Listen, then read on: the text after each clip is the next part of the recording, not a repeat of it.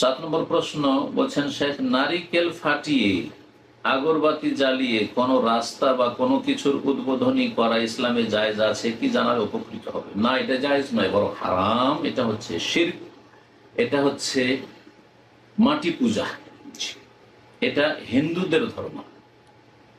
ভারতের হিন্দুরা মূলত এটা করে থাকে। এই হিন্দুদের পাশাপাশি বসবাসের কারণে অনেক অজ্ঞ মুসলিমরা এরকম নারিকেল ফাটিয়ে শিলান্যাস করে থাকে। কোনো কিছুর ভিত্তি স্থাপনের সময় নারিকেল ফাটায়, আগরবাতি জ্বালায়, এইরকম শিরকি কুফরি কাজগুলি করে। এগুলি বড় শিরক এবং এগুলি গায়রুল্লাহর পূজা, যেটা সবচেয়ে বড় অপরাধ। ইন্না শিরক লা যুলমুন আযীম, নিশ্চয় শিরক হচ্ছে মহা অত্যাচার, মহাপাপ। আল্লাহ রাব্বুল আলামিন এরকম শিরকি কর্মকাণ্ড থেকে, কুফরি থেকে মুসলিম উম্মাহকে বেঁচে থাকার তৌফিক দান করেন এবং শিরক কুফর সম্পর্কে তাদেরকে জ্ঞান হাসিল করে সতর্ক সাবধান হওয়ার তৌফিক দান করেন।